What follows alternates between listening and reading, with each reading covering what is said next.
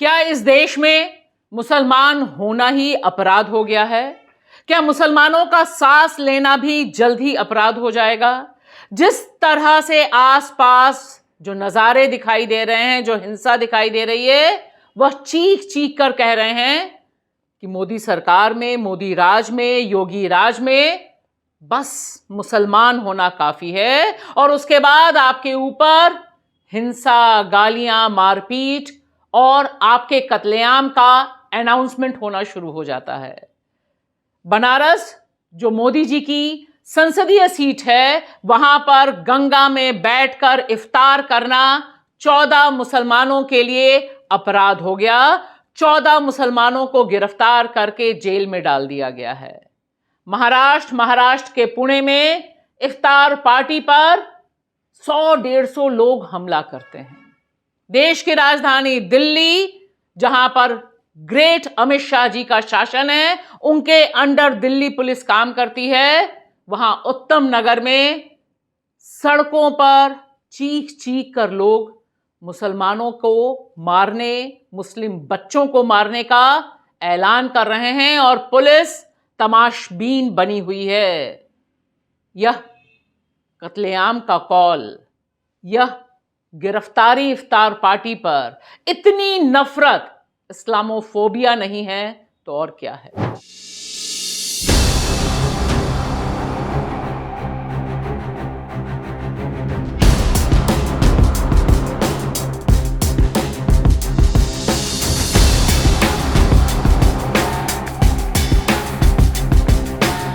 नमस्कार दोस्तों, मैं आपकी दोस्त भाषा, आप देख रहे हैं बेबाक भाषा पे दो टूक कार्यक्रम।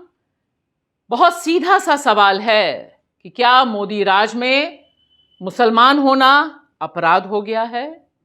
क्या मुसलमानों का ईद मनाना, रमजान मनाना, इफ्तारी करना एक अपराध में तब्दील कर दिया गया है और हर छोटी बड़ी बात पर द ग्रेट हिंदू, उनकी धार्मिक भावनाएं, भाजपाइयों की धार्मिक भावनाएं आहत होती हैं, एफआईआर होता है, गिरफ्तारी होती है। और वहीं दूसरी तरफ देश की राजधानी दिल्ली में जहां संसद चल रही है, संसद से कुछ किलोमीटर दूर एक भीड़ पब्लिकली यानी खुलकर ऐलान करती है कि हमें बस 5-10 मिनट की छूट दे दो, हम एक एक मुसलमान को मार डालेंगे, उनके बच्चों को भी नहीं छोड़ेंगे, उनकी औरतों को भी नहीं छोड़ेंगे। यह नजारा देश की राजधानी दिल्ली के उत्तम नगर इलाके में होता है और दिल्ली पुलिस चुप रहती है। न किसी के खिलाफ एफआईआर की खबर आती है और ना ही इस तरह से कत्लेआम अनाउंस करने वालों के खिलाफ बुलडोजर एक्शन होता है। सबसे पहले चलिए गंगा मैया की सैर करने। जी हां, जिस तरह से एक छोटे से वीडियो के आधार पर 14 मुसलमानों को सिर्फ इसलिए गिरफ्तार किया गया कि वे नाव में बैठकर गंगा के ऊपर इफ्तार कर रहे थे और इससे भावनाएं आहत हुई रजत जायसवाल की, जो भारतीय जनता युवा मोर्चा का अध्यक्ष है। उसने तहरीर दी और पुलिस ने तुरंत कार्रवाई की। वीडियो तक जारी किया पुलिस ने कि किस तरह से उन्होंने चुटकियों में उन 14 लोगों को गिरफ्तार किया जो गंगा में बैठकर नाव के ऊपर इफ्तार पार्टी कर रहे थे। और यहां देखिए, यह जो आरोप है, यह जो एफआईआर है, यह जो तहरीर है, यह बता रही है कि सोच कितनी घृणित है। इसमें कहा गया है कि वह गंगा मैया के ऊपर बैठकर चिकन बिरयानी खा रहे थे और हड्डियां गंगा मैया में फेंक रहे थे। इन महामूर्खों से कौन बात करेगा, कौन समझाएगा कि गंगा मैया हड्डियों से अपवित्र नहीं होती। अनगिनत अस्थियां बहती हैं इसी गंगा मैया में। और बाकी छोड़ दीजिए, जितनी तस्वीरें गंगा मैया की हैं, जहां पर पोल्यूशन हो रहा है, गंदे नाले, सीवर और सब कुछ बहता है, वहां पर इसी कोरोना में गंगा में लाशों की भीड़ लगी थी, लेकिन तब इनमें से एक भी व्यक्ति की भावनाएं आहत नहीं हुई थी, क्योंकि सामने दुश्मन मुसलमान नहीं था। यहां पर जिस तरह से योगी राज में यह कार्रवाई हुई है और जिस तरह से बनारस, जो कि मोदी जी की संसदीय क्षेत्र है, वहां पर यह पूरा का पूरा वारदात होती है, वह बड़े सवाल खड़ा करती है।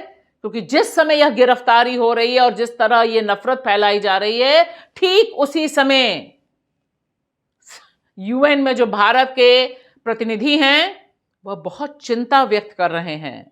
चिंता किस पर व्यक्त कर रहे हैं कि पाकिस्तान ने जो काबुल पर हमला किया है, और यहां पर वह दावा करते हैं गर्व से कि भारत 200 मिलियन से अधिक मुसलमानों का घर है।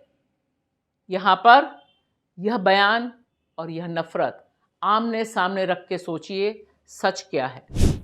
One wonders what would brutal repression of Ahmadiyas in this country be termed, or the large-scale refoulement of the helpless Afghans, or air-bombing campaigns in this holy month of Ramadan. India is home to more than 200 million Muslims, one of the largest Muslim populations in the world. और साथ ही साथ महाराष्ट्र के पुणे से भी ये खबर कि इफ्तार party पर किस तरह से 100-150 लोगों का हमला होता है। यह सब उस समय हो रहा है जब मोदी सरकार जिस बैसाखी पे चल रही है, जी हां, टीडीपी के सपोर्ट से चल रही है, आंध्र प्रदेश के मुख्यमंत्री की पार्टी के सपोर्ट से चल रही है। और आंध्र प्रदेश के मुख्यमंत्री, उनका यह वीडियो भी बहुत वायरल है, जहां वो मुस्लिम समाज के साथ जाकर एक धार्मिक आयोजन में शिरकत करते हैं। अल्लाहु अकबर,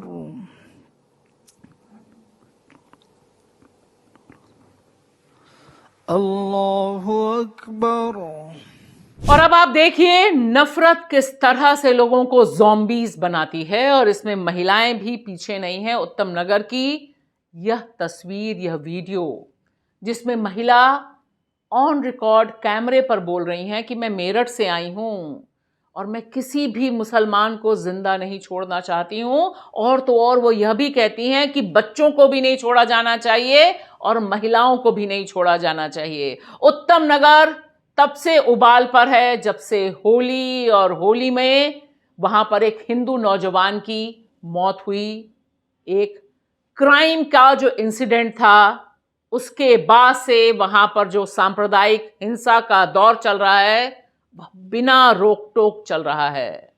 उन गलियों में, देश की राजधानी दिल्ली में यह नारे लगाए जा रहे हैं, गोली मारो सालों को। और तो और जो नारे और जो बातें हैं, उन्हें पूरा सुनाना भी मुश्किल है, लेकिन सुनना बहुत जरूरी है, क्योंकि दरअसल यही मोदी राज की हकीकत है। मेरठ से आए, हम डरते नहीं है। चाहे हमें तो आज मार दे, कल मार दे, पर तुम्हें नहीं छोड़ेंगे। हमने लड़कों को मारा बेमतलब की। मैं तो ये चाहती हूँ, इनका जैसे इसका बच्चा मारा ना, कभी ऐसे काटो। 15 मिनट मांगते हैं, ये जन सैलाब के हिसाब से आप ये अंदाजा लगा लो कि हमें 15 मिनट छोड़ो, 5 मिनट दे दो।